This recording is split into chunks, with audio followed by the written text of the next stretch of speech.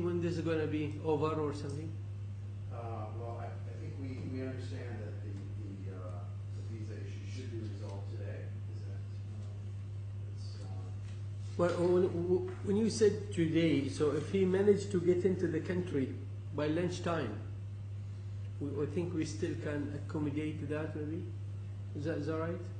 If someone would inform you, if he just yes, I mean, we'll find be himself informed as soon as we know that he's in. Right. So, and then unfortunately, I think what we hope to be able to do is that if for any reason he's not able to come in today, Right. then we would arrange for one of two things. Either he's going to go back to Moscow, in which case we have a video conference already set up, Right. and it's been tested at KPMG in Moscow. Or we've also been looking into a video facility at the hotel there at the airport to see if that's possible to have him testify via that means. Yes, see, I think we can accommodate either. Thank you, Your Honor. So for today, you will be having the other two witnesses for you? Yes, Your Honor. Is that right? Yes. So we have available today Ms. Sahar Ali Mustafa Saleh Yes. and Ms. Alina Bagaifa. All right. And in what order are you taking the witnesses? Ms. Sahar will be first? Yes, Ms. Sahar will be first.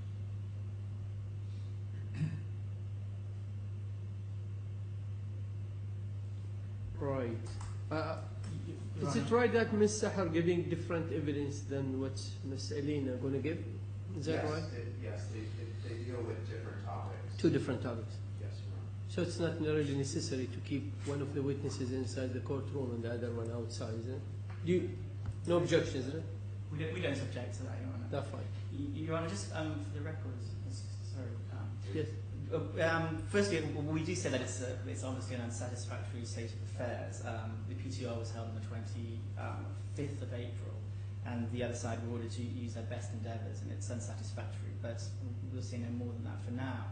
If it assists the court, Mr. Louis Sabuni is prepared to give evidence today, and we do say that it would be more efficient for the court to hear as much evidence today as possible, otherwise tomorrow will be a very long day indeed.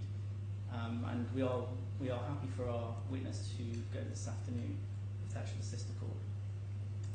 Do you agree with that? Yes, we agree, Your Honor. In light of the circumstances, it would be efficient if we finish with these two other witnesses. Yeah, I guess having gone through the witness statement of Ms. Sahar and Elena, what I thought is each of them should not go through more than half an hour, I guess.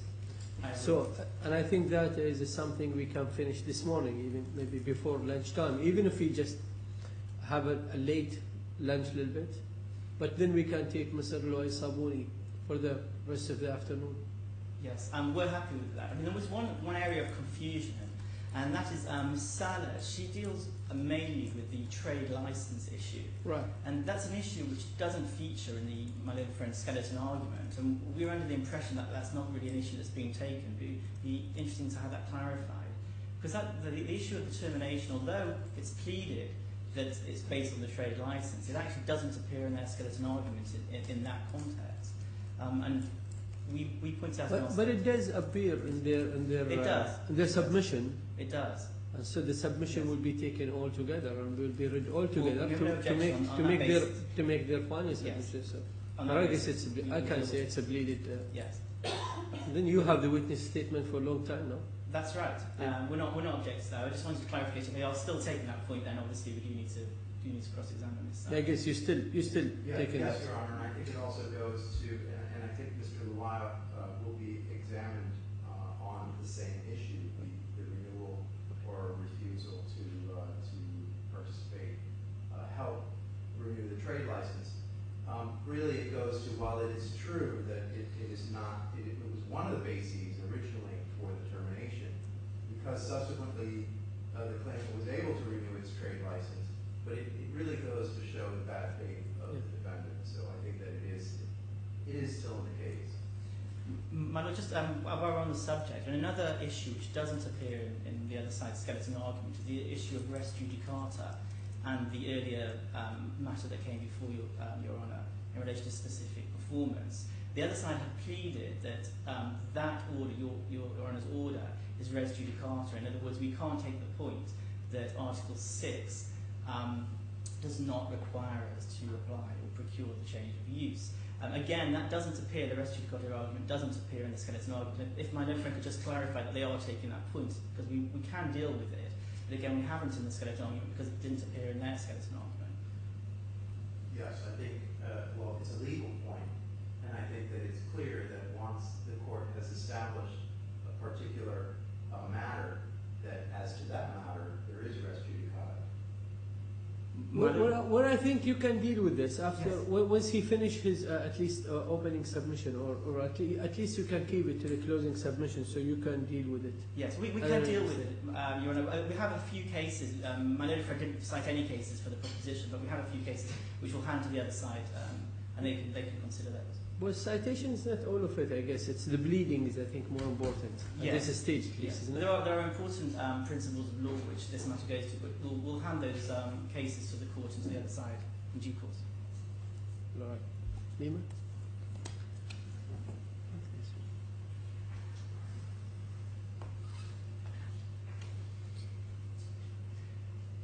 Yes, then I think we're clear on what we're going to do for the rest of the day. So, One other thing, Your Honor, if I may. yes. You'd mentioned that the two witnesses today, you'd asked the parties if there was any issue with, because they're testifying about different topics, whether it's necessary for them to be sequestered. Now, Mr. Sabuni will be testifying on matters that Ms. Sahar will be testifying to. Right. So I'm not sure, I just raise it as an issue for Your Honor as to whether, in fact, Mr. Sabuni should be sequestered. But Whereas the evidence of Ms. Sahar is being put before Ms. Sabuni, and I guess he's commented in that. If there is any problem with that? I'm not sure. I think he's aware what she's going to say. And I think Mr. Sabuni dealt with that in his I know reply this- witness statement as well. that So I is- don't know what difference it would make for you. No. I think, yes, you're right, Your Honor. He is aware of what Ms. Sahar is going to testify to, so All right. I'm sure he has commented on the witness statements. But if you have problem with that, you just explain to me after your maybe opening submission. It's okay. All right, thank you, Your Honor. So, I had covered your list of reading, so I'm aware of the fact of this case. I'm aware of the history of proceeding of this case as well.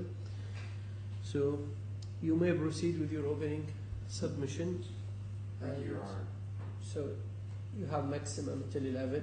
If you could finish before that, as I said, as I'm aware of the fact and the proceeding of this case. I think I should be able to finish. I guess. Thank you, Your Honor. As Your Honor is aware, this case involves delay in changing the permitted use of the premises at the 26th and 27th floors of the South Tower at Emirates Financial Towers.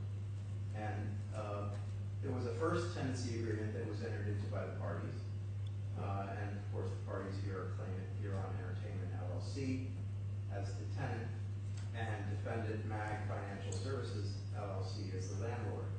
That first tenancy agreement was entered into on 5 November 2013. The second tenancy agreement was entered into by the same parties concerning the same premises on 25 February 2014. Now, it's the second tenancy agreement that's at issue in this case.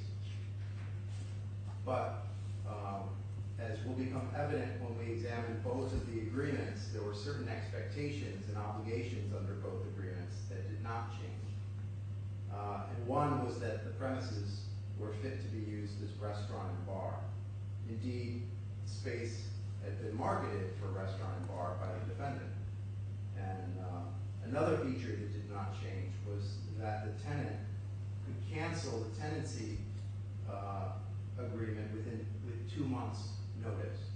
And that did not change from the November 2013 agreement to the February 2014 agreement. We'll go through some of those provisions a little bit later. Certain of the terms did change,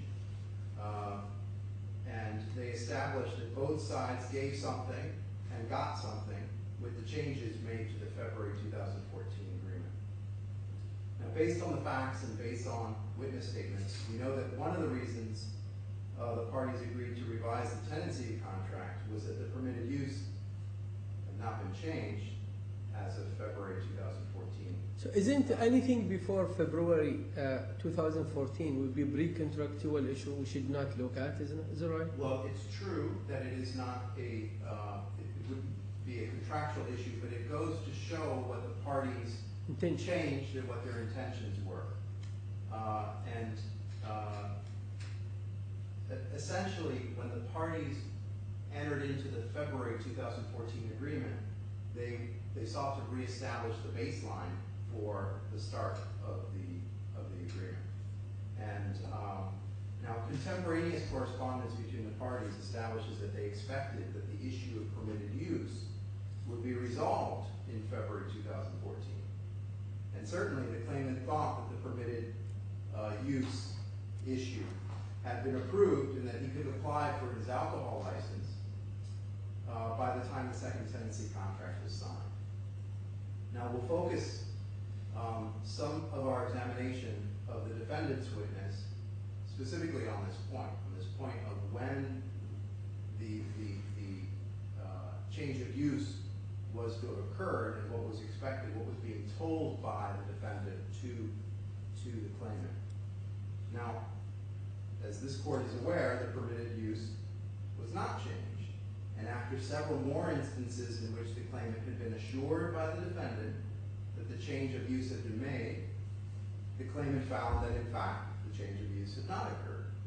And the claimant then commenced the Part 8 proceeding seeking an order for specific performance so that the defendant, without further delay, would change the permitted use of the premises so that consistent with the tenancy contract, a restaurant and bar could be operated in the space and the plans for the fit-out work could finally be approved by the DIFC. Now, the court will be aware that one of the issues examined by the court was whether in fact there was the obligation by the defendant to change the use so that it was consistent with the permitted use, the business use of the premises in that tenancy contract. And we'll go through a couple other provisions of the contract that will show precisely why that was the case. But in any event, the court did rule that there was the obligation, and therefore that issue is res judicata. Now we know now the reason for the defendant's delay, and that is that it wanted to, and it did, take its time in trying to negotiate a lower fee to be paid to the DIFC. Now during the period from at least February 2014, start of the contract, to February 2015, when it finally complied with the court's order, that's a period of 1 year, the defendant admits that it benefited from the delay by paying a lower fee to the DIFC. Now, it was able to negotiate the lower fee by breaching its obligation to the claimant. That 1 year delay knowingly prevented the claimant from receiving its approvals for its fit-out work. That 1 year delay prevented the claimant from using its 6-month no-rent period for the design approval and the build-out. And that 1 year delay caused harm by delaying the opening of the restaurant. That's a fact. The 1 year delay also represents 20% of the period of the tenancy agreement. So the parties thereafter, after the change in use was accomplished, the parties then engaged in discussions as to how to properly compensate the claimant for its lost time. Yes. Now, at the same time, the claimant remobilized its consultants and the construction team and began again with its build-out process. By May, the parties' negotiations, though, had gone nowhere. Now, The defendant knows how to stall in its negotiations in order to get its way. Indeed, its stall tactic with the DIFC worked to its advantage by reducing the change in fee from originally 500 dirhams per square foot to 300 dirhams per square foot. And this resulted in a savings to the defendant of the fee that it paid, a savings of over 3 million dirhams. Now, the defendant decided, unfortunately, to do something that really showed its bad faith to the claimant. In May, it refused to sign the lease registration form being requested by the claimant because it was indicated that the DIFC required it for the claimant to renew its trade license. And its trade license was set to expire on 14 May 2015. Now, several requests were made to the defendant to no avail. And we'll, I'm sure, hear from one of the witnesses today, specifically with request to that request for the trade license to be renewed.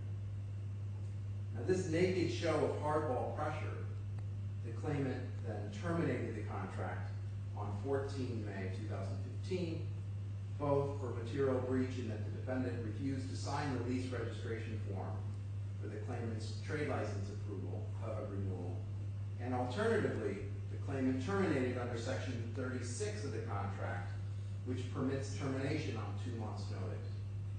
Now, I'd like to spend a few minutes going over the provisions of the contract. Right. As noted earlier, there were only a few changes, and I'd like to highlight the changes and also highlight certain of the provisions that stayed the same. So the November 2013 tenancy contract is in volume 4, beginning at page 1163. What's the page number again? It's 1163. That's where it begins. And the February 2014 contract, which is the contract that issued here, is in volume 2, beginning at page 448.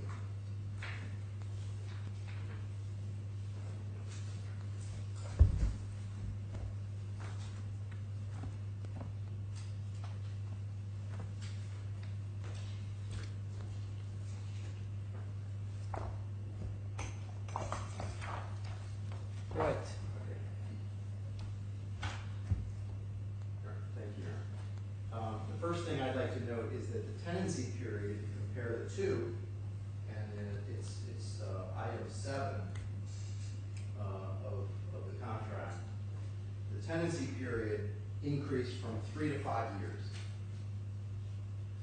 So that's an increase of 66% Yes. for the tenancy period. And we can ask the defendant's witness whether he considered this a benefit for the defendant, but I suspect the defendant considered this a benefit as now it has a longer tenancy arrangement. Now, the power capacity under the contract also increased 65%. So the power capacity increased from 95 kilowatts to 157 kilowatts for the space. Now, I suspect that the parties agreed that this was for the benefit of the claimant. So what is the reference to the power? Yes, I'm sorry. It's number 5. It's one of the items in number 5, and you'll see right under the car parking, there's power capacity, Yes, yes. and you'll see that it goes from 95 kilowatts to 157 kilowatts. Now, I would bet the parties agree that this is for the benefit of the claimant, who would be operating a high-end restaurant and bar and needed the additional power for such purpose. Yes, Now, and the space became bigger anyway, isn't it? the space is, and we'll go through that, the space is slightly bigger, yes, you're wrong. So the total square footage changes by an additional 521 square feet. And of course then, the corresponding rent also increased by an additional approximately 94,000 dirhams per year. So these are, you can see that there's some changes here that the parties are actually adjusting for the agreement going forward. Now, the defendant has amended its view regarding its obligations. One thing that I wanted to point out is that in both, under number 6, you'll see that under both the old tenancy contract and the new tenancy contract, it says restaurant and bar. So that didn't change. Now the defendant has amended its view on its obligation in this regard. It now asserts that it wasn't obligated to change the use, or that the claimant took the risk that the change of use might not be easily forthcoming. Well, that's pretty interesting. That's in claimant skeleton paragraphs 12 and 15. Now we know that the change of use was easily forthcoming because at least as early as December 2013, the DIFC simply required that the defendant pay a fee in order to change the space from office to retail use. We can see that in volume 1, page 339. So, easily forthcoming. 339, you see. Yes, Your Honor, it's volume 1, page 339. So, couldn't be simpler. Pay the fee. Easily forthcoming. So you're referring to the DIFC letter, is that right? Yes, Your Honor. The DIFC makes it very clear to the defendant, pay the fee and we'll change the use. Pretty easy. So this is sometimes between signing the two documents, is that right? Yes, Your Honor. So you can see that before February, the tenancy agreement that's actually at issue here, the defendant already knew what the fee was, and it was easy to change the use, it just had to pay the fee. So there is no formality complication, it's only the fees, isn't it? It's only That's the what fee. you're saying. It's only the fee. But the fee is a substantial number, so it's not. It is a substantial number. So the defendant's new argument on this point, I want to say on this point of whether it had an obligation in this regard, and as we noted before, we think that that's res judicata because it was determined in the prior proceeding that it had the obligation, and that's why the order for specific performance was granted. But in any event, if we look at the contract, back to the contract, and this did not change between the old contract and the new contract, if we take a look at Section 39 of the contract, and Your Honor, that's at page 453 of the contract at issue, and you can see from the old contract it did not change, and that's at page 1168. You'll see that that section 39 is exactly the same in both agreements. Now, under Section 39 of the contract, Yes. if the alcohol license was not approved for the premises, then the tenancy contract was null and void. Now, an alcohol license, we know, could never be approved if the premises remained office space and was not changed to retail, which of course retail includes restaurant and bar. Thus, it's clear that there was a requirement by the defendant to assure that the premises were ready for receipt of an alcohol license. Because otherwise, if an alcohol license was not forthcoming, the tenancy agreement was null and void. And whose obligation is this according to the contract? Well, the alcohol license is applied for by the claimant, and there's no Yes. dispute that the claimant applied for that. That's not in contention. But you can't apply for the But alcohol license. Would this go along with the change of the usage of the floors as well? There is a relation between the two permissions, alcohol and the usage of the two floors. Yes, Your Honor, because if the premises are the permitted use is office, Yeah, right. you would never get an alcohol license for an office. Well, you can't get a bar without alcohol, isn't it? I'm sorry? You can't get a bar without alcohol license. Exactly. And so the premises had to be changed, permitted use had to be changed to restaurant and bar, to retail, which includes restaurant and bar, for the alcohol license to actually be approved. So the argument that there was no obligation of the defendant to change the use just doesn't bear out when we look at the contracts. And again, this is only if we have an issue, if this is an alternative argument, because we believe that the issue is res judicata. There was an obligation to change the permitted use to make sure that it was consistent with the agreement that it entered into with the claimant. Now, Well, you say, and then you're saying the permission or the change of usage is more important than the alcohol permission. yeah, I would say that it's a basic premise of the tenancy contract, because its purpose is for restaurant and bar, and if the parties have expressly agreed that the purpose for the tenancy agreement is for the tenant to operate a restaurant and bar, and the owner of the property has not properly, the space is not properly zoned for restaurant and bar, well then the tenancy contract also is, I would argue, null and void. Yeah, it would be impossible to perform, is that right? It would be impossible to, and the claimant couldn't use the premises for its intended purpose. So it would not be getting the benefit of its bargain. Right. And in fact, this goes back to the delay. The fact of the delay also reduces the benefit of the bargain because it ate into the tenancy period and it ate into the 6-month no rent period. So again, establishing that the claimant was damaged by the delay. Now, the claimant waited.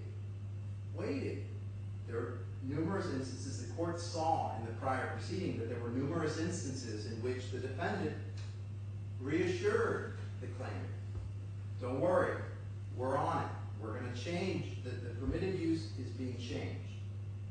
And the claimant, of course, acted in good faith and waited upon being assured that the change was imminent. Now we know now from the correspondence produced by the defendant in this case, correspondence between the defendant and the DIC, that the only issue causing delay was the defendant didn't want to pay the DIFC's stated fee for the change in use, which, as Your Honor noted, to be sure, was a significant amount, but an amount clearly ascertainable and payable as early as December 2013. That is months before the February 2014 contract was executed. Now the defendant has never shown that it was unable for some reason to pay the fee, only that it wanted to pay less. It's argued that it wanted to pay less. And of course, we all wish we could pay less than the stated rate of things. Thus, there's no basis for the 1-year delay, which delay caused damage to the claimant, and of course benefited the defendant with the reduction of the fee by about 3 million dirhams. The 1-year delay benefited the defendant by 3.12 million dirhams, and we'll review the documents in a moment establishing those amounts. But clearly, the claimant was damaged by more than this amount because it suffered by not being able to open its restaurant by over a year. And therefore, now I'd like to go over the damage calculations.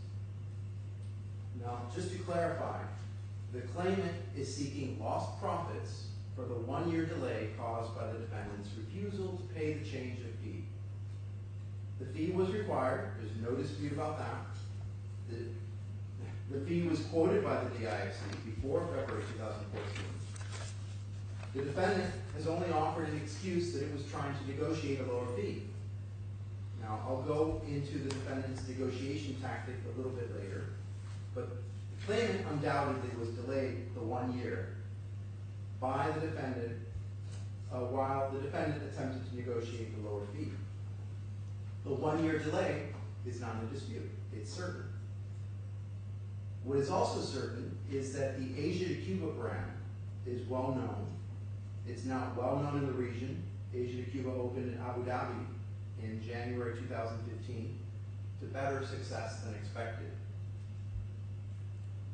And the Asia to Cuba restaurant in Abu Dhabi was opened and is managed by the same consultant that was hired by the claimant here. That consultant is TGP Consulting. And we can compare the claimant's projections for Asia to Cuba Dubai, which were prepared by TGP and were attached to the particulars of claim. They're right now at volume 1, page 390. You said 390? Yeah, 390. And again, I'll go through these numbers in a little bit because I found that there was actually there's an error in the summation, in the totals column. And, but that error was accounted for in the claimant's stated request for damages of 11 million dirhams. But we'll go through those in a minute. Now, we know that Asia to Cuba, Abu Dhabi also had projections. And Asia to Cuba, Abu Dhabi's projections were included in Mr. Krayushkin's reply witness statement. And just for reference, Your Honor, they're at volume 3, and they start at page 1043. But if we just turn back, and I guess I won't look at that for now, but if we just turn back to the profit projections for Asia to Cuba Dubai, we can see that the anticipated profits were, and I'll go through, were 11 million in the first year. Now, one point of clarification, this sheet was also submitted to the DIFC with the claimant's business plan. Now, on the line that's labeled, I don't know whether Your Honor is there, it's page 390. Yes, I am. just want to clarify one thing, an error that I found. If you take a look towards the middle of the page, there's an item that says other operating expenses. Yes. Okay, now if you follow across the columns, the last column, total, for the year is incorrect. And that's pretty obvious just by looking at the numbers. The numbers do not total 67,290. They actually total, the corrected total is 3,024,084 dirhams. So once that correction is made, I'll go through and I'll show you how the profits were calculated. Well, and now you want me to rely on this document or on your statement? I think, Your Honor, that it's clear that the addition is incorrect. Are you saying the 3 million you're talking about is the right calculation? Yes, that's the correct calculation. For the figures showed in that line? Yes, on the totals column, correct, Your Honor.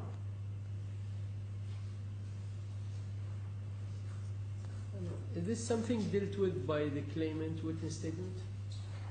It's in the particulars of claim. The Right. totals were corrected, Yes. but I don't believe, I looked pretty closely as I was doing my reading, and I did not see an actual explanation that this total was incorrect in this. But once that correction is made, then the total that was included in the particulars of claim is precisely correct.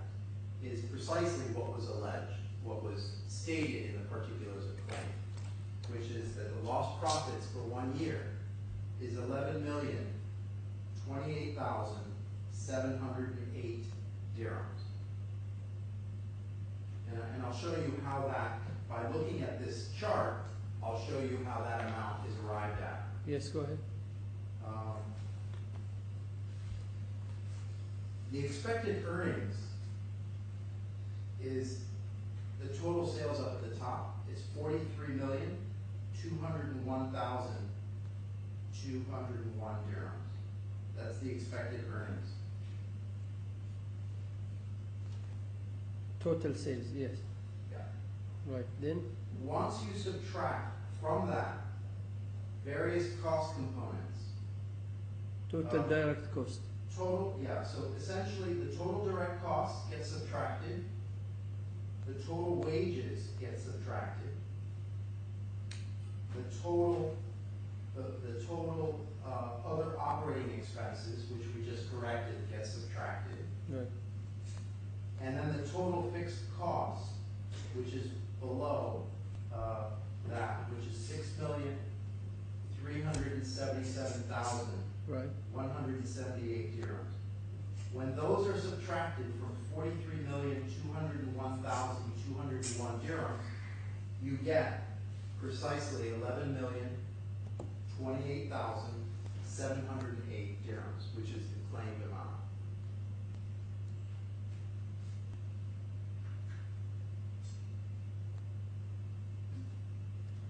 Say what's the total now? 11 million? 11 million, Yes. 028, Right. 708.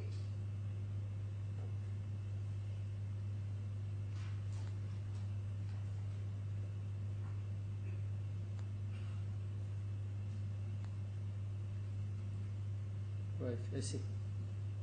So that is the claim in this case, that the 1 year, you see this is a 1 year projection of the first year, and we know that the delay was exactly 1 year. It was the tenancy, we start from the period of the commencement of the tenancy period, which is February 2014, and we know without question that the change of use occurred in February 2015, after the court's order. Now, as proof that this was achievable, the claimant has submitted projections and actual results from Asia to Cuba, Abu Dhabi. And those are at volume 3, beginning at page 1043.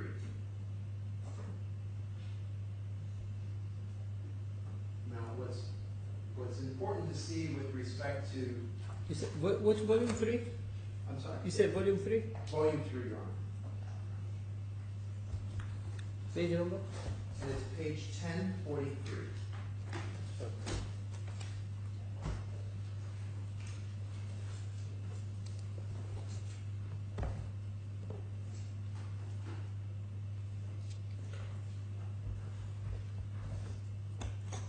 Yes. Now, Is this the Abu Dhabi one? this is the Abu Dhabi Asia to Cuba, and what we see at the first pages, Your Honor, is a sheet for the month of April 2015.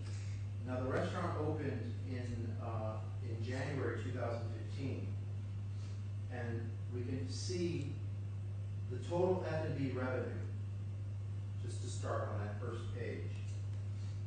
Now, the first, you can see that the columns are sort of broken out. There's a current month, and then there's a year to date. And there's always a comparison. There's a comparison between, in the current month, between actual and budget. Yes. And in the year to date, the same thing, between actual and budget.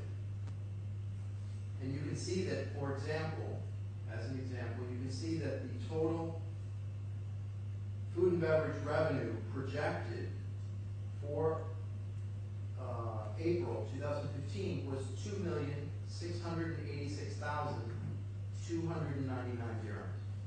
But in fact, the actual revenue was 3,084,676 dirhams. So it exceeded. Sorry, I'm loose. What column are you looking for now? So if we look at the if we take a look at the line called, on the left-hand side, there's a line called total F&B revenue. Right, yes. And if we just follow across for a second, Right. the very first one is actual. So that's actual food and beverage revenue for the month. Was it 3,084,000? Yeah. 84,676. Right. And we can see what the budget is as well, a little bit further. That's the budget originally budgeted, budgeted for April 2015.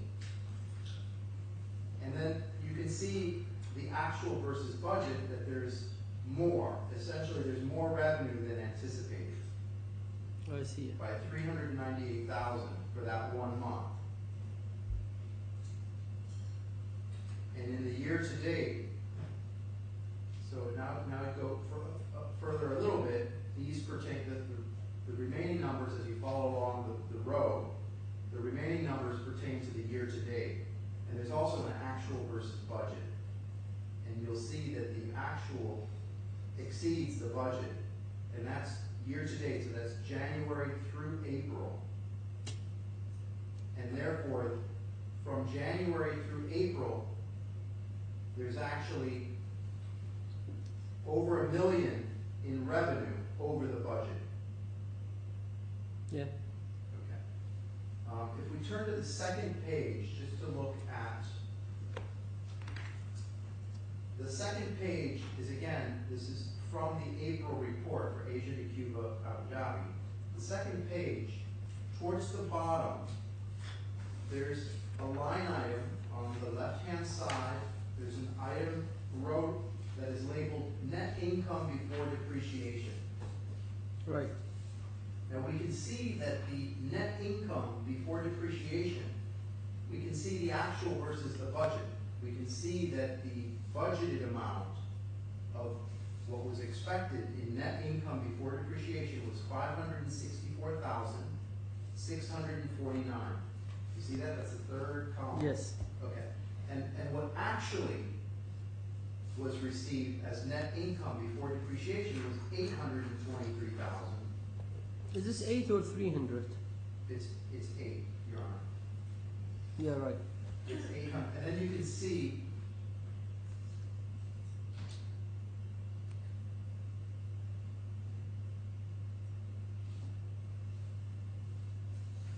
do you see 8?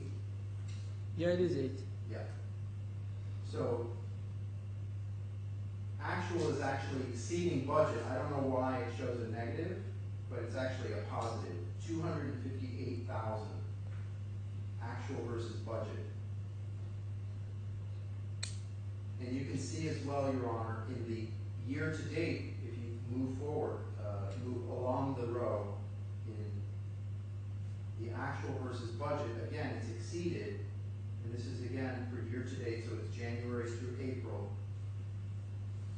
The budgeted was $1,031,514, and what was actually the net income before depreciation was $1,729,978 dirham.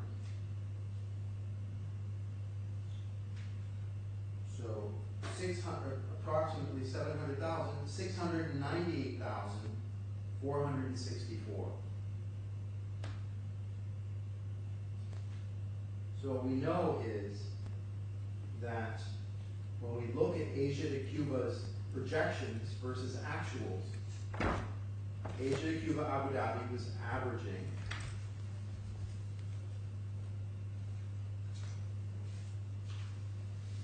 more than expected.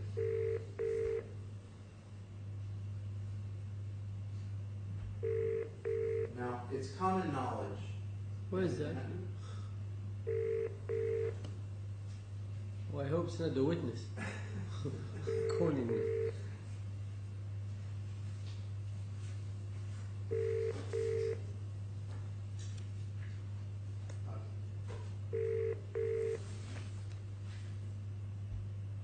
Can I continue, Your Honor, or should I just wait till last?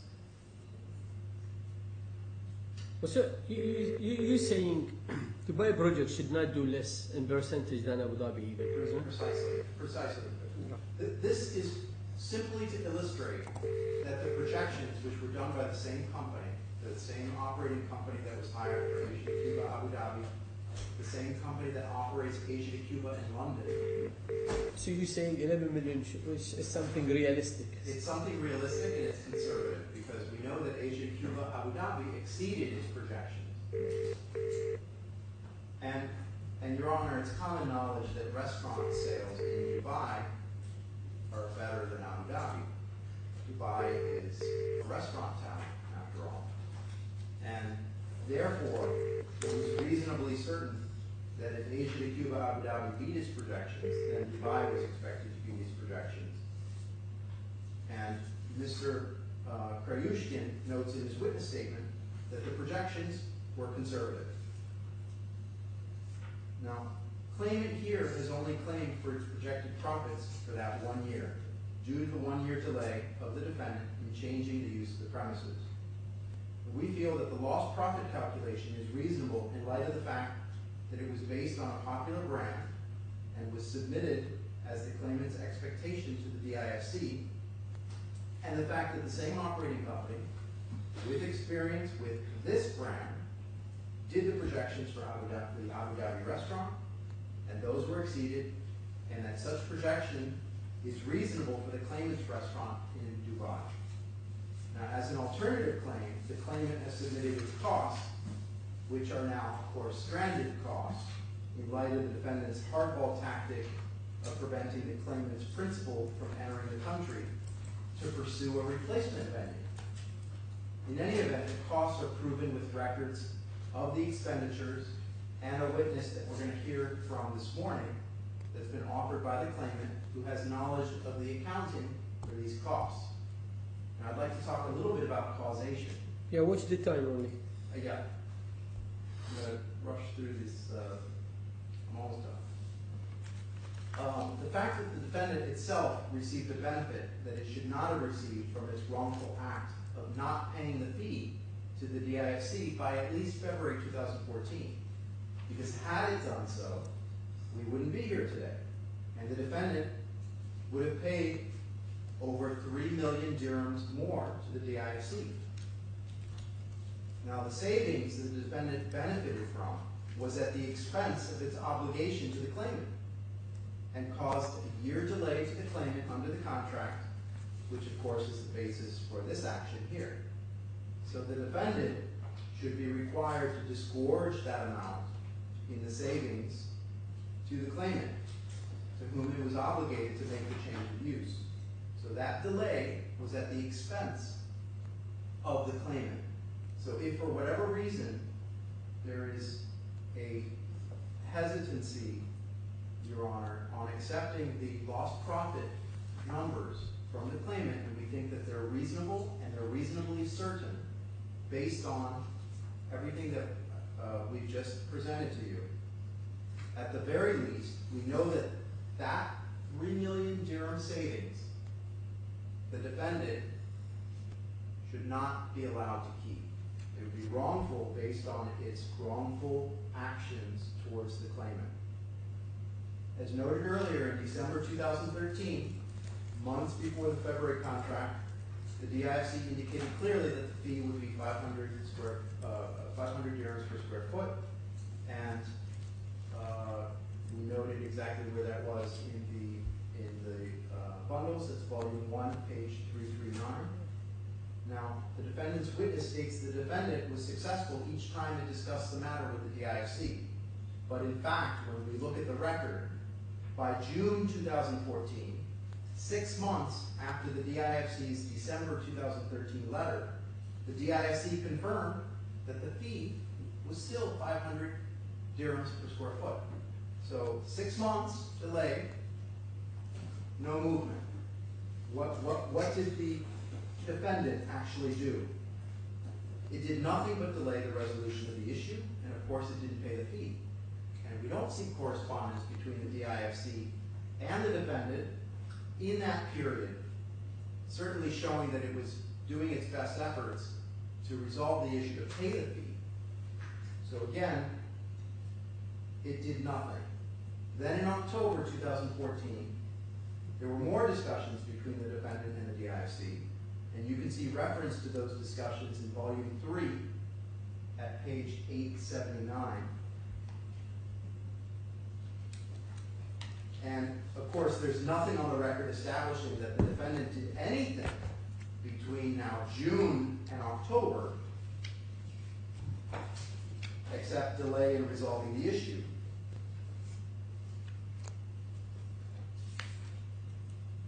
And of course, at the same time, it was reassuring the claimant that the issue was being resolved. So you'll see that the discussions with the DIFC, contrary to the defendant's witness statement, that things were actually, that it was actually negotiating, that things were actually getting better. From the delay between... Looking at your client conduct, you didn't see any indication that their conduct shows that you have waived you have waived your right to rely on this delay of the change of use of a promise for termination? No, Your Honor, but there is another basis for the termination. So the termination is not based on a delay. The termination is based on this signing form. Section 36. Yep. And it's bad faith refusal to have renewed the trade license, which demonstrated, it's yet again demonstration of the defendant's bad faith in dealing with the claimant. And then the claimant then had a good faith basis to exercise its right to terminate under Section 36.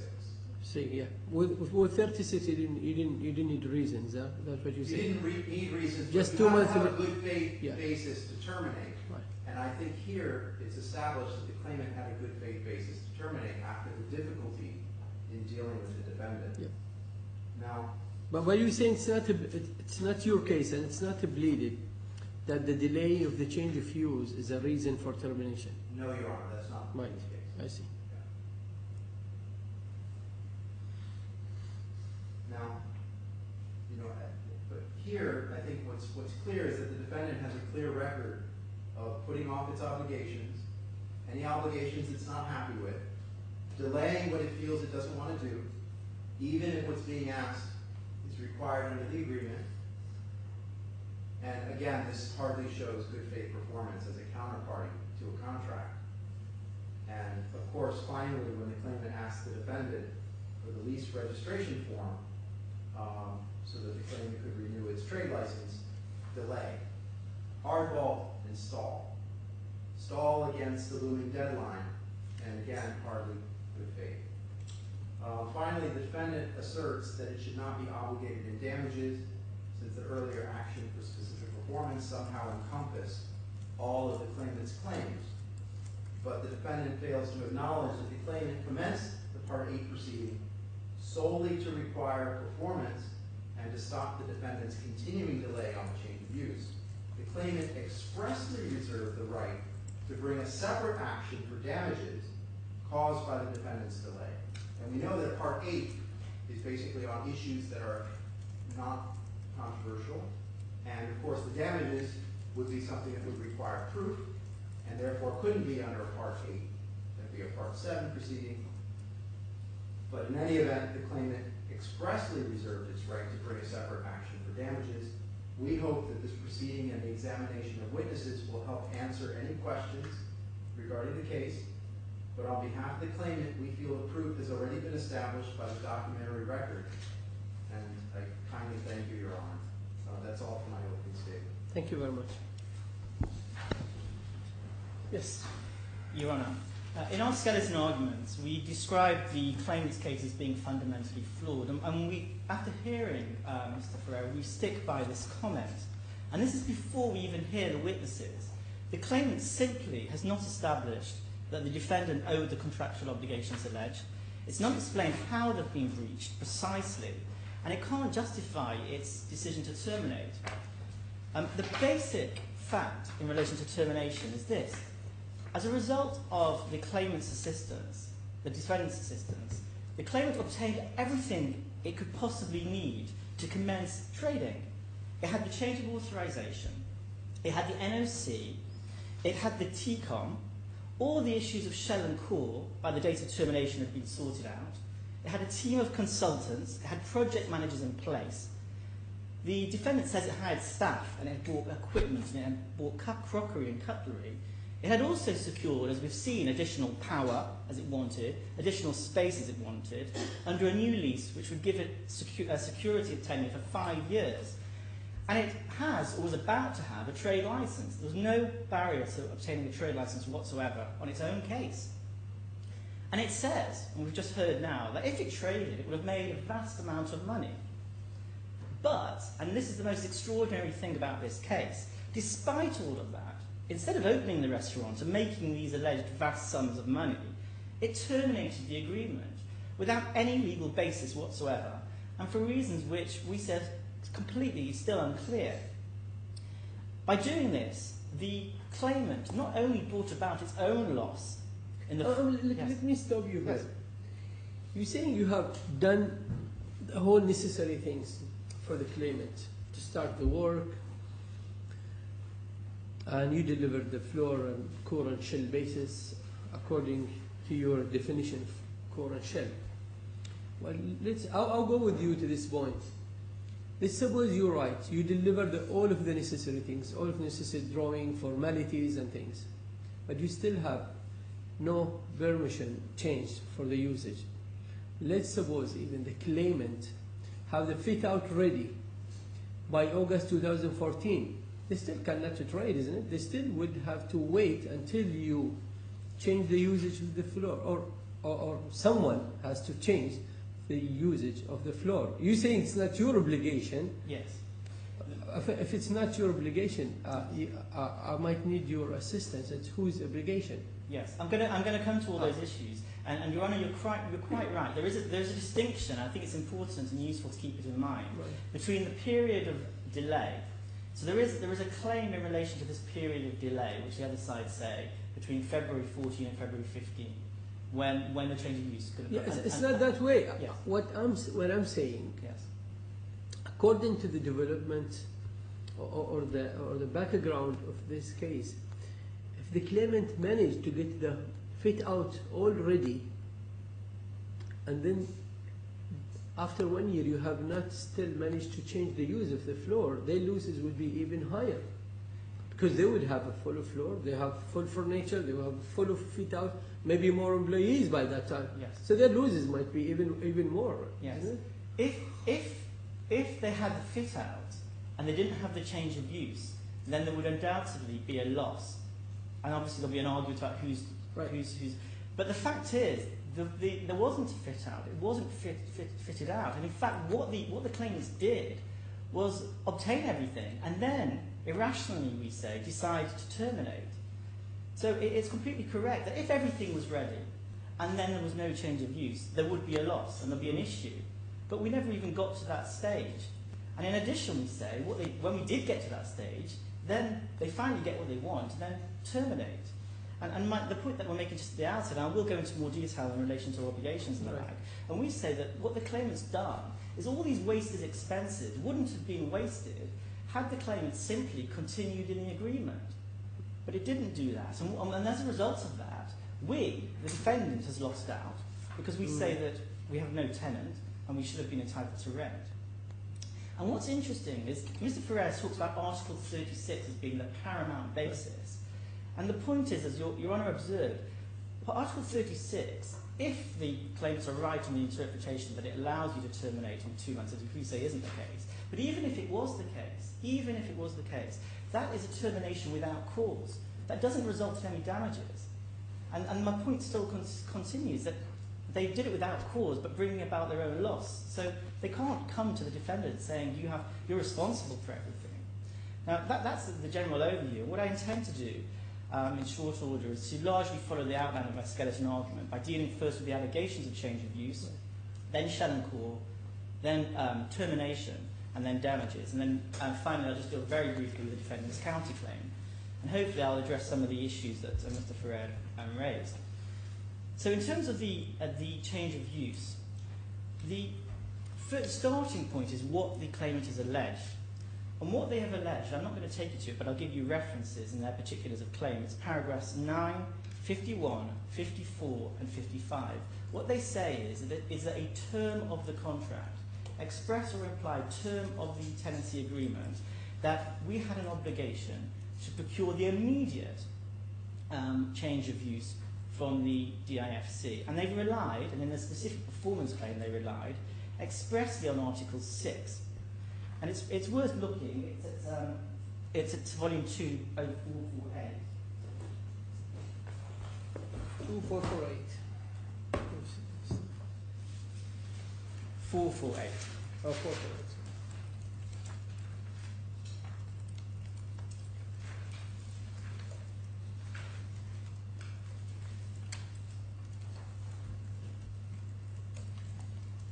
Yes. And I'm looking at Article 6, which simply says, it's got only 4 or 5 words in, permitted business, restaurant and bar. And we haven't heard anything from Mr. Ferreira this morning about this article because he's seen what we've said in our skeleton argument. What we've done is we've attached on there a precedent of an English law lease and also a commentary on that. And it comes from LexisNexis, but it actually belongs to Butterworth's Forms and Precedents. So it's a very well-established precedent volume, encyclopedia, with a commentary. I won't take you to the actual sources because we've cited them in the skeleton argument. What you can see from that is the permitted use or permitted business clause within a lease is there to protect the landlord. In other words, what we don't want is someone, let's say, engaging in heavy industry or making huge amounts of noise, which we've not bargained for, on that floor, or to do something, for example, illegal. It's there to protect us. And the note is very, very clear about this, the note of the Butterworth's precedents, that the landlord will therefore wish to include covenants that place the tenant under an obligation to him to comply with such restrictions. And this is what this is. It's a covenant in favour of the landlord. Now, today we've heard a new argument. And what Mr. Ferrer says is, well, look at Article 39. And Article 39, he says, helps us. Because it says Article 39 creates a link between the alcohol licence and the obtaining of change of use. And what Mr. Ferrer said in opening, when you asked him, is he said, well, the alcohol licence, it's the obligation of the tenant to apply for the alcohol licence. So our first point is, Article 39 does not actually assist Mr. Ferrer, it actually assists us. Because if Mr. Ferrer is right, that actually Article 36 ties the alcohol licence application to the change of use application, then it would follow, as day follows night, that actually it's the obligation of the claimant to apply for the change of use under this provision.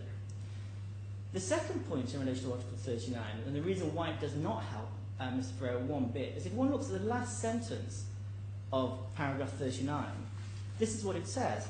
Both parties will have no rights to ask for any compensation.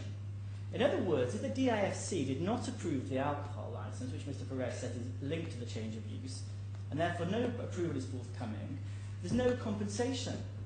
And that's the end of the story. Now, none of this goes to actually what happens. And we fully accept that we attempted to assist the claimant in obtaining the change of use. And we will see the extent we went to and the degree we went to try and achieve this. But the question for the court is this an obligation under the tenancy agreement? That's the way it's pleaded. And we say no, it's simply a goodwill gesture aimed at preserving Theron's investment. We were trying to help them out, and we're now being punished by being dragged through the courts as a result of this. Because in order to find a contractual obligation, the court can't just say the obligation is there to procure an immediate change of use. On what is that based? How does such an obligation come into being? We've already shown it's not in the agreement. Where are the specifics of this obligation? We see nothing in the evidence which can assist the court here. Who bears the risk? Who is meant to pay the cost? Is there a limit to that cost? Do costs have to be reasonably good? By when do we have to get this? None of these points, it's unclear, and none of these points are there, and none of them have been pleaded, and none of them are there to be determined.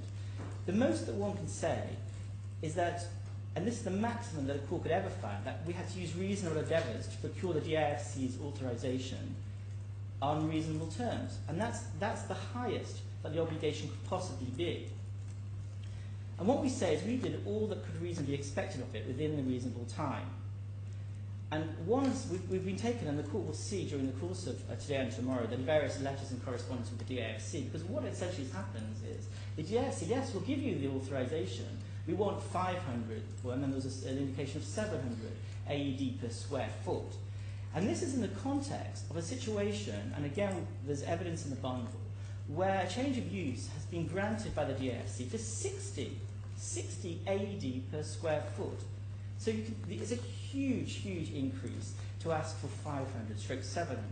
And eventually, of course, my name Mr. Ferrez is correct, eventually the DAFC went down substantially when it realised that matters were getting serious and the court was getting involved. They agreed then to allow 300 AED.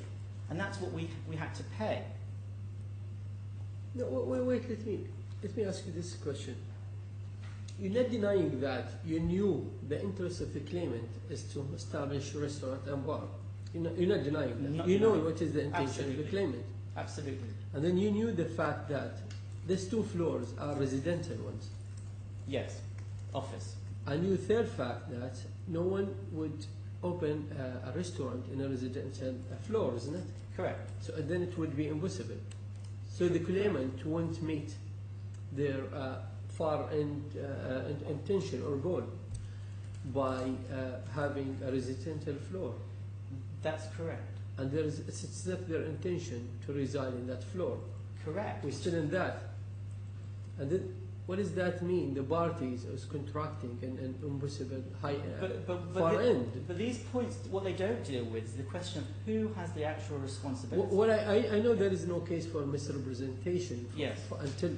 For now, but you allow to sell a residential floor for a client seeking commercial purpose. Yes. What we say about that is it's not unusual for there to be a need for a change of use. The issue is who bears the responsibility? Who's going to do it? Is it going to be the landlord, and is it going to be the tenant? And your Honour's quite right. It's in our interest. We want the tenant to be happy, and we will see that Mr. Sabuni bends over backwards to try and assist. We want them to be able to fulfil the dream of opening a restaurant and bar. We want to assist, but this question still needs to be answered. This is basic. It's all about offer and acceptance. So, Well, what are you offering in this contract? we're offering a right to open a restaurant or bar subject to the DAFC approving the authorisation. That's as far as one. And that meets the claimant interest. For the claimant's interest, Right. but subject to the DAFC changing the use, and if that use can't be obtained, Or where that condition comes from. The difficulty with the case is there's no condition the other way. In other words, the contract on its face does not say which party should procure the change of use and on what terms. Can anyone presume that it could be claimant burden? Yes, my lord, we would say yes, because on their own case they accept that the tenancy agreement in these proceedings is the February 14 agreement. Well, they don't own the floor yet. They don't have any right over the floor yet. They don't have any right. So how can they apply them? But they know, when they're entering into the February 2014 tenancy agreement, they know at this point, this is uncontested, that there is no change of use yet. There's no misleading in relation to this. And they've increased the power, they've increased the floor space, they've got a longer term, and they know at this point, February 14, that there's no change of use.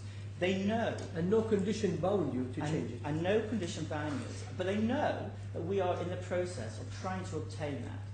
What if there is no condition, so you could sit and relax and let them deal with it? You just let them do whatever they want with the residential floor. If we sat and relaxed, then what would happen is the tenant would then go to the DAFC and saying, look, we need this changed.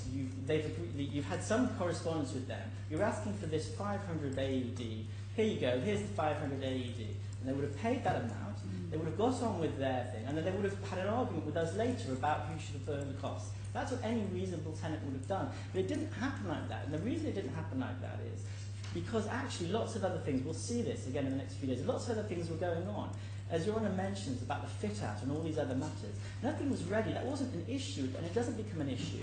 And one very... Well, you're saying it's the claimant's obligation Yes. to double check what kind of premises they're renting, isn't it? That's what you're saying. There's no argument that the tenant actually knew that the property needed the change of use. So it wasn't a matter of obligation. They actually knew this, and they entered into the agreement knowing that particular fact, and knowing the fact that we were in correspondence. But what they couldn't possibly know, and couldn't possibly have a guarantee of, is that we would have to procure that use imminently at any price.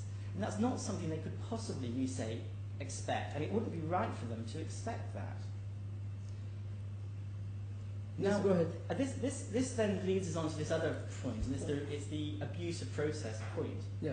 Because this is the second time these issues have become before Your Honour. And what we have in our, I don't know if we have to hand the authorities, and they were sent to you, we have the various cases which deal with abuse of process, because it's very well established, and that the classic case is that of Henderson and Henderson. Yes. And if you look at page 4 of the printout of the authority, and it's the foot of the page, where the judge in this case says, in trying this question, I believe I state the rule of the court correctly when I say that where a given matter becomes the subject of litigation... Give me the page number again. Sorry? Page number? It's page 4.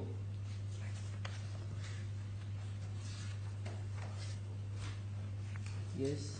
And it's the last 2 paragraphs. So the judge is saying here that where a given matter becomes the subject of litigation in and of Give me a adjudication... second again. Sorry.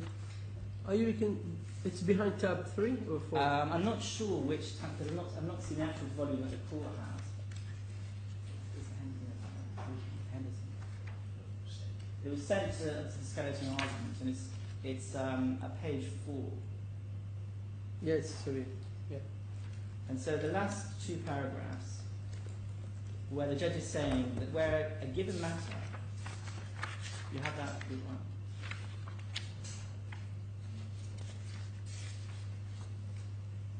The paragraph starts in trying. That's correct, Right. yes. So if one just looks at the second line, it says that where a given matter becomes the subject of litigation in and of adjudication by a court of competent jurisdiction, the court requires the parties to that litigation to bring forward their whole case and will not, except under special circumstances, permit the same parties to open the same subject of litigation in respect of matter which might have been brought forward as part of the subject in contest, but which was not brought forward only because they have, from negligence, inadvertence, or even accident, omitted part of their case. The plea of res judicata applies, except in special cases, not only to points upon which the court was actually required by the parties to form an opinion and pronounce a judgment, but to every point which properly belonged to the subject of litigation, and which the parties exercising reasonable diligence might have brought forward at the time. So that's the starting point. Now, the claimants in their skeleton argument refer to a further case, which modifies this test slightly and suggests that actually, one needs to look at all of the circumstances. And we accept that that is correct. It's a case of Dexter, and there's references to paragraphs 30 and 31. But the court may also wish, and I won't take you now because of the shortness of time, to also to 49. But the court has to look at all the circumstances, and we accept that. But what we say in relation to this case is that actually the evidence for abuse is overwhelming. And I'm going to make several short points. The first point is, it is the same parties in the litigation now as it was in the specific performance application. And it was the same facts. And it's enlightening to look at actually what was being claimed. If one picks up volume 4 and looks at page 1214,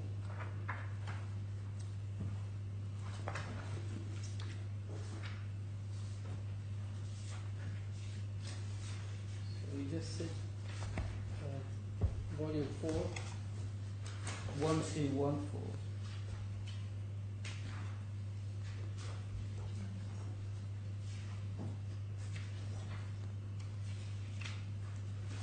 This is the claim form in these earlier proceedings, so the 2014 proceedings. The details of the claim is a dispute under tenancy agreement regarding permitted use of the lease space pursuant to the terms of the agreement. That's what the details of the claim are about. That is the same issue, which is... Yes. That's the same issue that's before Your Honour today. If one turns the page before that, page 1213, these are the particulars of claim in the earlier proceedings. And if you look at paragraph 30, and this is the description of what's being asked for, under these circumstances, damages would not adequately compensate the claimant, and the sole means of protecting the claimant's expectations is by ordering the defendant to comply with its obligations under Article 6 of the tenancy contract. So that's what the claim. Now it's correct, and I'm going to point out for the sake of completeness and to be fair to the claimant, that at paragraph 32, the claimant hereby reserves its rights to bring a separate action for damages once its damages are quantified. Absolutely correct. But we say that assists us because it shows that actually, in the minds of the claimant at this point in time, was the fact that there was a damages claim. And yet, at paragraph 30, as we've seen, they seem to state that that's not what they're seeking, and their sole remedy is that a specific performance. Mm-hmm. Now, what they say, the claimants in their skeleton argument is, well, you can't expect it, you couldn't quantify the damages claim right away. And what we say about that is it's simply not true. And we'll see it in the correspondence. Actually, Mr. Wright was writing to us at this point in time, saying, well, we're going to sue you for 8 to 10 million AED. And those other allegations, 100 million AED. But they clearly had a figure in mind. So it's not true to say that it couldn't be quantified. And actually, as a matter of common sense, of course it can be quantified, because as soon as you get the change of use, which would be imminent if the court ordered that, we would obviously have to perform, then you can work out what your losses would have been. Of course, even if you can't work out your losses, you can still bring a claim, and then the courts will do the best they can. But actually what we see is we see a constant pressurising and threats being held over the heads of the defendants for a short period of time, and then once we perform, then those threats go away, and Mr. Wright is saying, no problem, it's all done, let's just get on with it, let's get this project underway. And then later on, much further down the line, again the threats arise, and then we have these termination, which then triggers these proceedings. And what the courts say in relation to these kind of matters, you can't reprobate and approbate, you can't blow hot and cold. If you've got a claim, bring the claim, otherwise it's an abuse. And I don't want to spend too long, but just to give you an idea of this, if one looks at volume 3, page 871,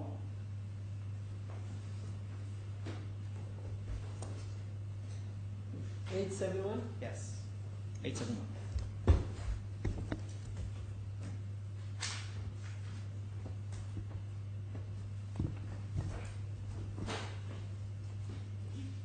Actually, this correspondence which begins, there's an email from the 16th of September 2014.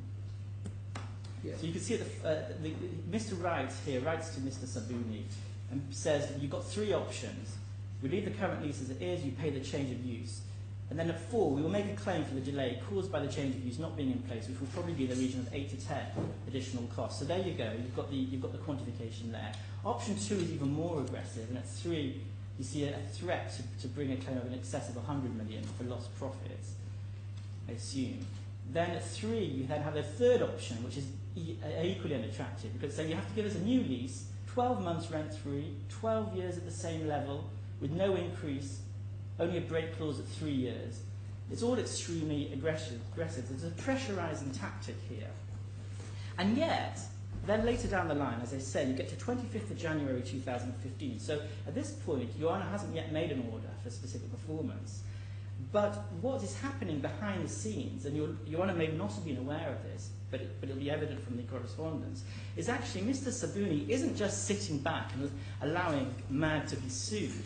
Actually, what he's doing is he's attempting to get this whole thing resolved and get the change of use. And you have it, if you look at, you've got volume 3, if you look at 950D,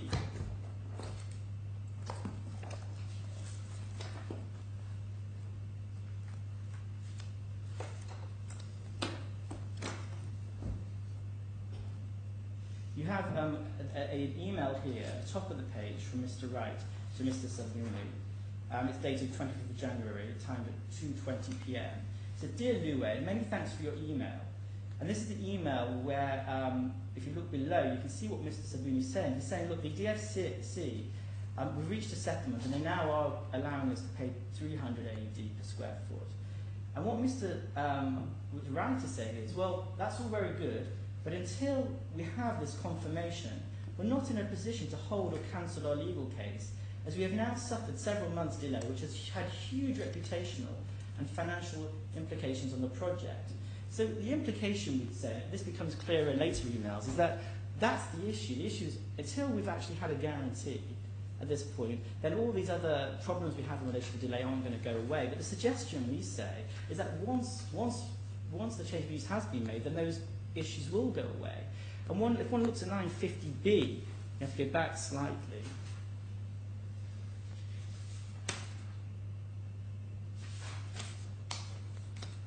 Yes. I may have got the wrong reference here, but there is an email from, and I'll find it later, but from the 9th of February 2015, where Mr. Wright is saying, many thanks. This is once the confirmation has been given, so after the MAG has fulfilled your order. Many thanks. We look forward to finally progressing with the project. In other words, everything's behind us. And then we don't hear again in relation to this issue of claims for damages until later on. On the 15th of March, Mr. Sabuni wrote to Mr. Wright seeking an update and indicating that he would like to cash a cheque. And this really is the trigger, it's the cheque.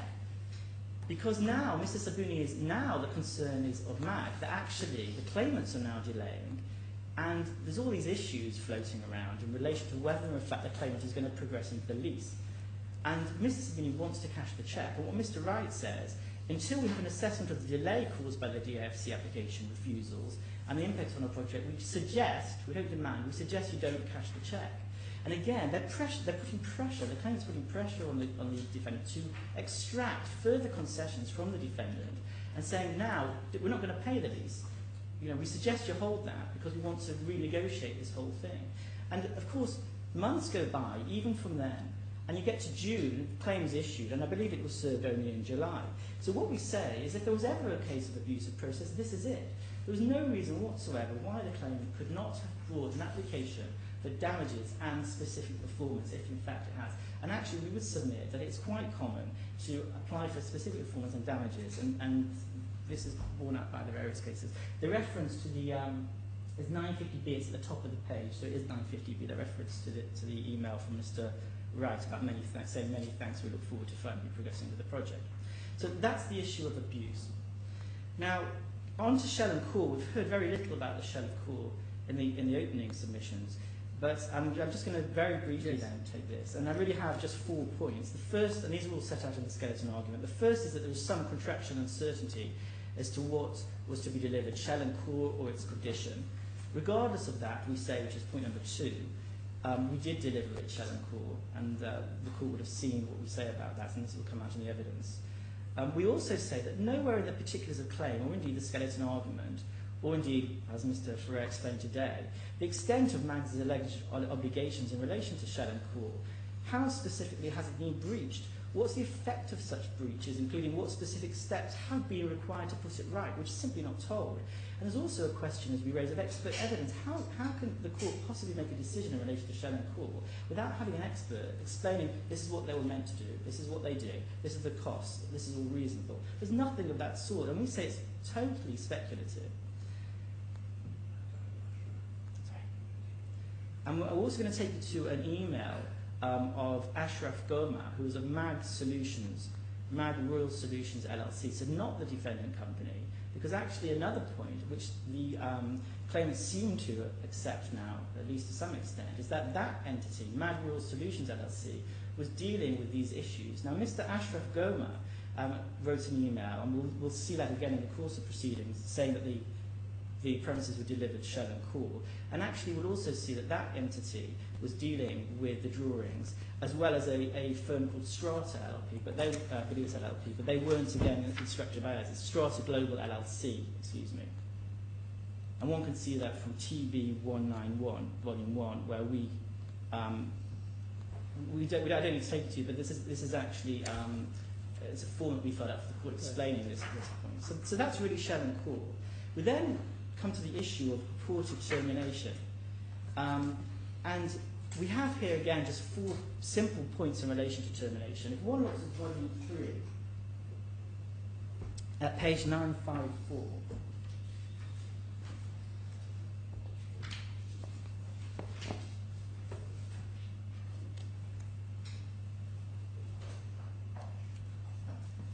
this is the purported termination letter from Theron. But one notices from the outset, at the very top of the page, it doesn't actually come from Theron. It comes from Asia to Cuba. And our first point is this simply doesn't comply with the agreement, and it isn't from Theron. In fact, at the foot of the page, one sees that Asia to Cuba is represented. What difference it make? Well, it just means that the termination hasn't been properly given in accordance with the terms of the contract. Are you saying this is not a proper termination notice? It's not a valid termination. Now, if one looks at the bottom of the page, Asia to Cuba, Dubai is represented in the UAE by Theron. So implying that... Who signed this letter? It's signed by Mr. Krayushkin, but on behalf of Asia to Cuba. But it says it's being represented in the UAE by Theron. In other words, Theron is claiming here to be representing Asia to Cuba. It's not Asia to Cuba representing Theron, it's Theron representing Asia to Cuba. I mean, it's a mystery. The second point is that the trade license refers, the termination letter has the basis of the trade license in Article 36. But is it Mr. Karishkin is the owner of both, isn't it? He is the owner, sole owner of We need both, to ask, I'm not sure he is the owner of Asia to Cuba. I'm not sure that he is. Yeah. He's only the owner of Theron, Mr. Ferrer says, and he doesn't own Asia to Cuba. In fact, he has a license arrangement, I believe, with the owners of Asia to Cuba. It's a licensing arrangement. Now, in relation to the basic of the basis for the termination, although it says here that the basis of the termination is the refusal to sign the lease in relation to the application of the trade license, there is, of course, an Article 36. But what, during the course of proceedings, has come out is that actually Article 36 appears to be, we can't say more than this, the paramount reason. And actually, when one looks at the evidence, we'll be asking Mr. Krayushkin various questions about this, it's actually unclear whether really the trade license was the real reason. Can I just object for a second? I'm sorry, Your Honor. What is it? Yes. Your Honor, I'm a little puzzled because even in the amended defense, and we know that the defendant here submitted a late amended defense. Right. If you take a look at the pleading, and it's in bundle 1, and it's page 74.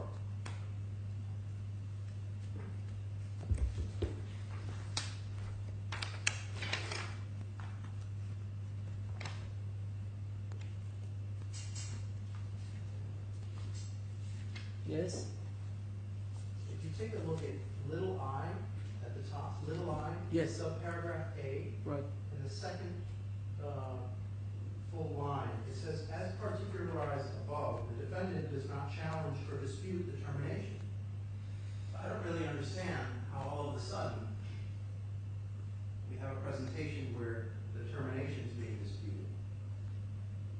Well, I can answer that very shortly, Your Honour. Actually, one of the amendments, and we'll give you a reference for it in due course, expressly raises this issue about termination. And of course, we don't object to the termination. There has been a termination. That's not the issue. The issue is whether the termination was lawful or wrongful. And we don't object to the termination. We just say it was simply wrongful, and that damages. And that is not objection. We're not objecting to the fact that it's been terminated. We just say the termination was wrongful. It also says the But we make- termination is not in dispute. So We don't dispute the fact there's been a termination. We're not saying that the claimants now have to come to the premises and complete. They've made a decision not to. That's fair enough. No, I think you're now challenging the termination because if it's wrong for termination, then Yes. your defense is going into the core of the termination itself. Then. Your Honour, one of the basis for the applications. But describing it wrongful is a challenge for that termination. Isn't it? The point that I'm making is actually expressly dealt with elsewhere in one of the amendments that we actually applied for and obtained was to deal precisely with this point. So we say it's not open for the claimant to raise an objection to that now, but we'll find the exact reference for you in due course. The point that I was making... Will you take me to the reference first, then we can deal with your yes. point?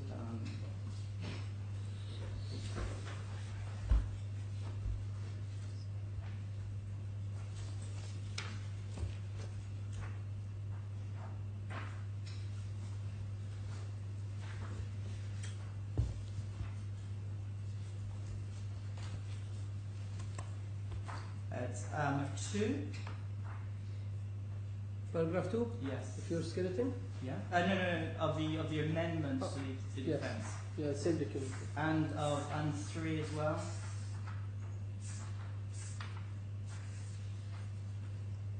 And 31.4. And then 43.1 and 56.4. So go back to number 2. And 69. No, well, let's take it one by one. So the point number 2 is, although the actual termination letter refers to the trade license issue and Article 36, the point is that actually in other places, such as Mr. Kroishkin's witness statement, and we'll take him through that in due course, but also in my learned friend's skeleton argument, paragraphs 37 and 45, other reasons are put forward in addition. So the claimant talks about convenience or hardball tactics, or there are numerous breaches but they're unspecified. And the point that we're making in relation to this point number 2 is actually that the claimant appreciates that the reasons that are specified in the letter really don't take it very far. And so it's throwing all these other reasons in to simply muddy the waters. But actually, this is also not in the list of issues as well. No, exactly. So moving on to point 3, which deals with which is the trade license point, and this really just summarises what we've said in the skeleton argument, and that actually the trade license basis for termination is really, we say, is a very bad argument. First of all, there's nothing in the tenancy agreement imposing an obligation on MAD to sign Theron's application for a trade license. The second point is that MAD was only requested on the 7th of May to sign the lease, which was a Thursday, at the beginning of the weekend. On the 12th of May, it was chased, and that the notice of termination, or the purported notice, was then given just 2 days later, on the 14th of May. And no time, we say, was MAG told that the signing of the trade license is time critical, or warned that the agreement would be terminated if no lease was signed. And then, of course, the huge point is that actually it turns out that the signature from MAG wasn't needed in any event, because actually on the same day, exactly the same day, on the 14th of May, or thereabouts, the claimant finds out that they didn't need our signature at all, and they could have got the trade license without any problem. And there's an issue because we don't know whether it was before or after the termination letter was sent. This is something that we'll have to try and drill down to if we can. And of course, for a breach to give rise to termination, it has to be fundamental. And the simple point is, how can refusal to sign a lease possibly be fundamental in a situation where, in fact, the claimant has obtained the trade license and, in fact, caused itself to lose out on the entire lease by terminating? We say it doesn't go to the heart of the agreement at all. Then the final point is the construction point, which my learned friend hasn't dealt with in opening. And we'll have to take you again. This is really the last point on this issue, but it's at the volume 2, page 448.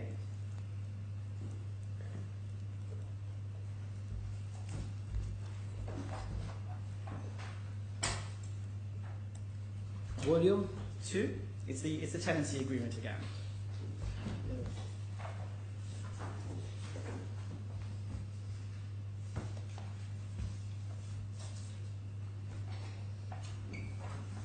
And if you're reading 36, I'm going to look at a few other clauses first, and I'd like to look first at clause 11, which is Article 11, the term of the lease. So it says,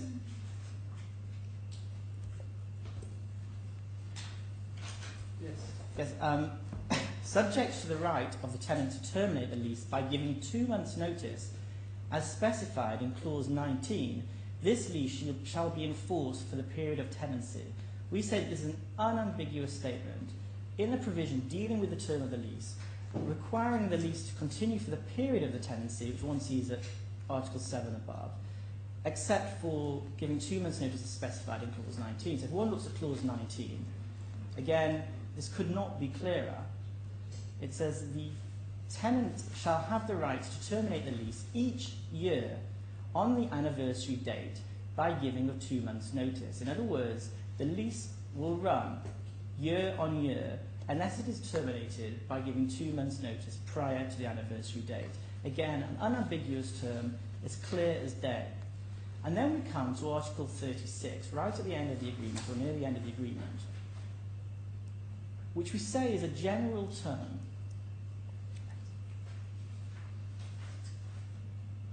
What we say about this is a general term dealing, as one can see from the wording, with what happens in the case of termination or notice of termination.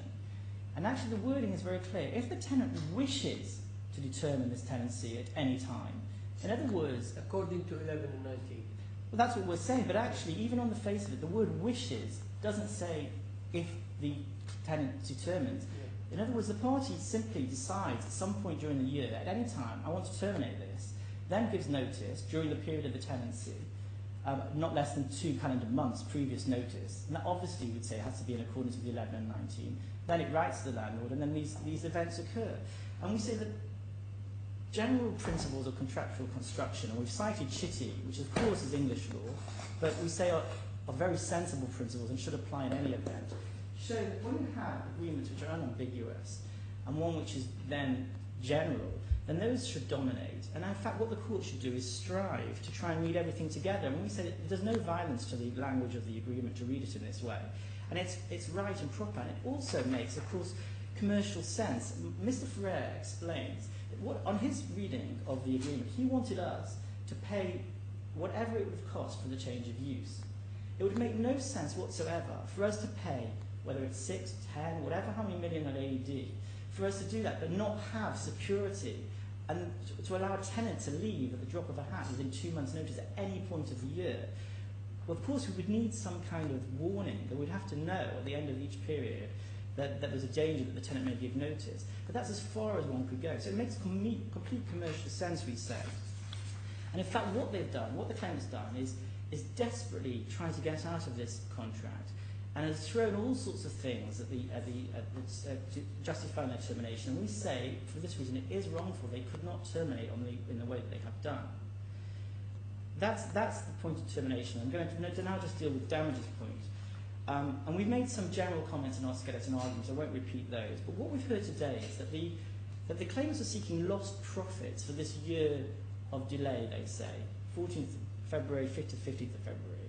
Either that or they're seeking lost costs. So they've paid costs and they've not had any benefit from it. And now we've heard something new. They're saying, well, at the very least, you have to give us something. You have to disgorge the profits we've made because we've been given time to negotiate with the JFC. This is a new point that they've raised. And we say it's one that's desperate. What I'm going to do, I think the damages can do with some clarification. We've thought long and hard about it. And what I'm going to do is simply set out some propositions which will hopefully guide the court into how to view this. The first one is that if the tenancy agreement was wrongfully terminated, as we say, then the claimant simply can't recover for the lost profits or costs resulting from that termination. It is true that it would have caused its own loss, and our loss, in fact. The second proposition is if the claimant terminated the tenancy agreement under Clause 36, but not on account of a fundamental breach, then, as we say, this is a termination without cause. And again, the claimant cannot claim for lost profits or costs resulting from such a termination. They chose to do that, and any wasted costs, including the cost of the crockery or the kitchen staff, they lost that themselves by terminating without cause. So even if they're right about Article 36, they can't claim damages for those lost costs.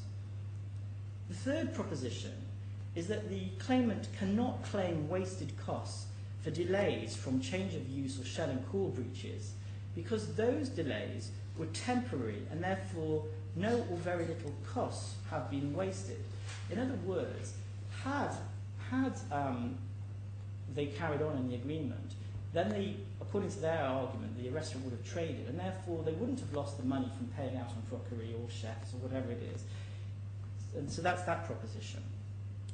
Point 4, and this goes back to the point that Your Honour raised initially, the claimant may be able to claim for lost profits for a period of delay caused by the change of use or shell and core, assuming, of course, that they can get home on the breach and all the other matters that they need to prove, which we say they can't.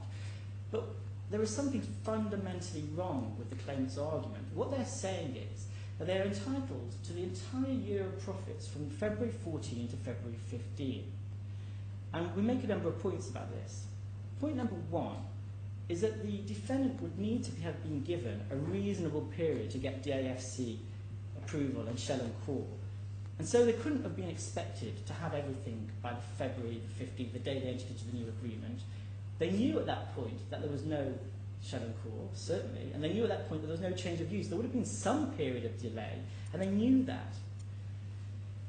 The second point is that under the agreement, the claimants had the benefit of a 6-month rent-free period already.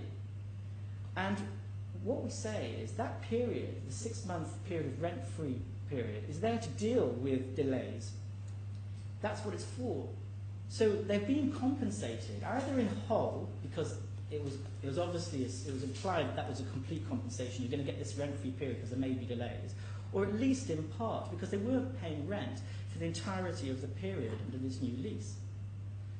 The third point, and this is really fundamental, and it's surprising that the claimant's position in relation to this point, is that in the particulars of claim, the claimants say they intended for the restaurant to be open in August 2014. So, and yet they're claiming for loss of profits from February 2014. And of course they got the change of use on the 8th of February, at the beginning of the month of February. So on their own case, they can't possibly be entitled to a 12-month loss of profits. September they would have had, October, November, December, January. Those are the 5 full months, is the maximum period. I'm not going to take you to it, but if one looks back at page 390, this is the table that they produced, which we're taken to, the errors in it, which appears in the particulars of claim, one sees that the profits are not the 11 million at all during those months, but much, much smaller. And we'll have things to say about that in due course, because we doubt even they were as high as specified. The other point, the next point is... Are you finishing? I'm going to finish, yeah, I've got one more page. Yeah. I apologise. Sorry? The objection took a few minutes, I'm being told. Thank you. The next point is, the court also has to work out and determine whether in fact the agreement would have continued for the restaurant to open. And we say this is far from certain, because what we do know is no rent, apart from the first cheque, was paid. And in fact, as we've already mentioned, a cheque was cashed, but there was no funds underlying that cheque, and the cheque bounced. So what we say is, on the facts as they simply are now, we don't even know if the claimant had funds to pay for the rent, and if you hadn't paid for the rent, that would have been the end of the agreement. The restaurant would never have opened and wouldn't have traded. And we said the court shouldn't look behind that. Then we come to the actual evidence themselves, because the evidence and the way it's been presented, we say, has been woeful. And if one looks at the first volume and Mr. Eagle's first statement,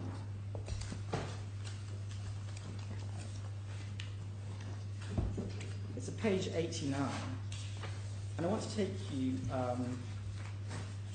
sorry, it's not 89, it's page 218. So it's actually the second statement in the series. And I'm looking at paragraph 33, so from page 217.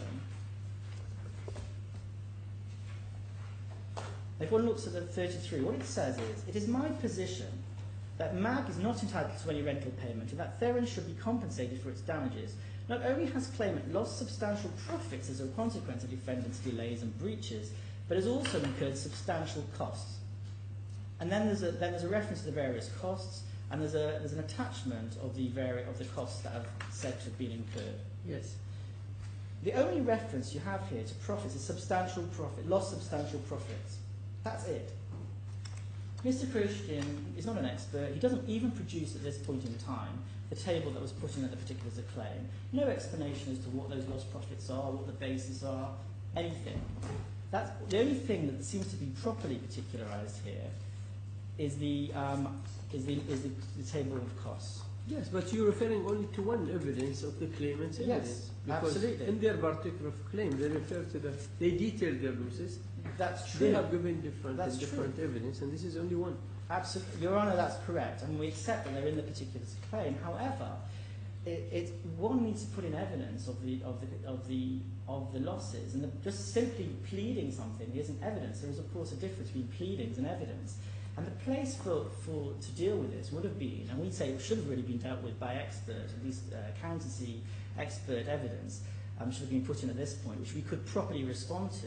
But how can one possibly respond to a witness statement like that, which simply says lost profits? But we do find, for the sake of completeness, that his second, which is actually his third witness statement, which is at page 229 of the same bundle, and this is now the reply witness statement.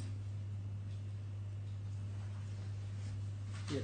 We then find this reference now to lost profits at paragraph 22, and it looks like that Mr. Krayushkin or someone advising him has suddenly realised that actually lost profits haven't been dealt with in evidence at all. Yeah. And so now there's a late attempt to try and squeeze this in by referencing the table and the like. And we say it's simply not appropriate to do like this, because of course this is now the reply evidence, and this is served late in the day.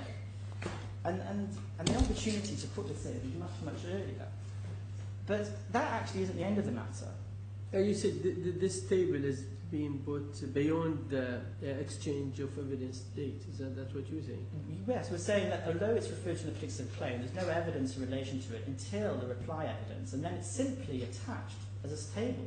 There's no explanation where it came from, who produced it, what the underlying figures are, and what's the basis for it, or anything like that. And then you have this very strange argument that, well, look what's happened in Abu Dhabi, we've made so much money. And again, there's no explanation or underlying documents or explanation as to how those figures were reached in relation to Abu Dhabi.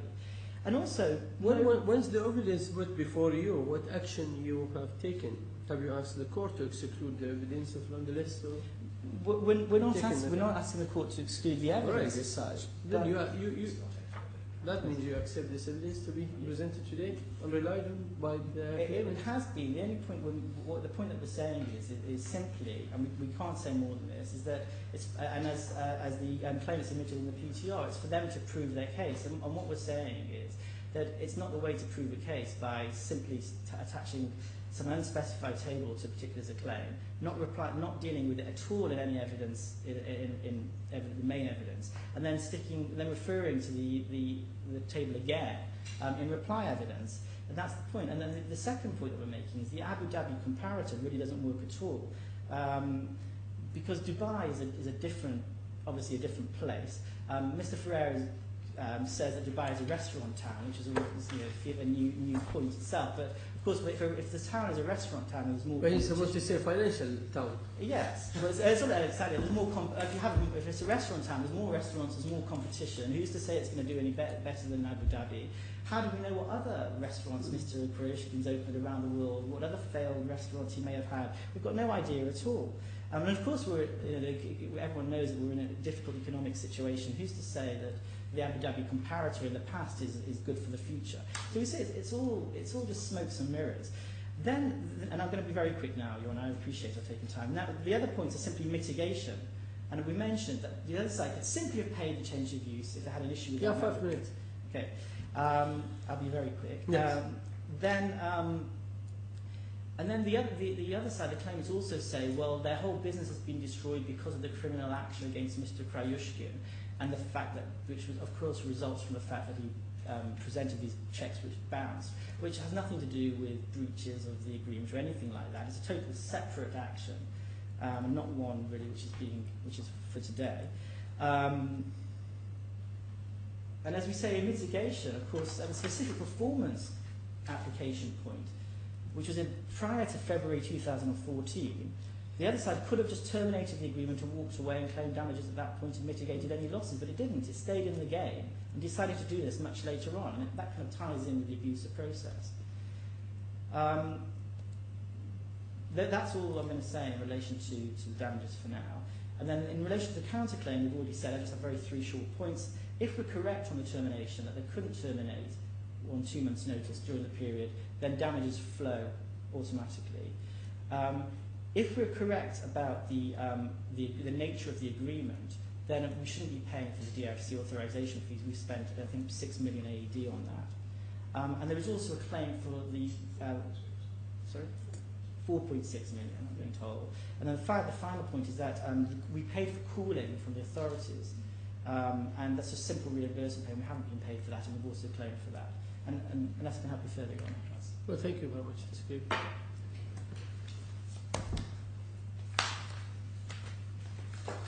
Well, I think we've heard enough about it without the opening of each party submission. I think it's time.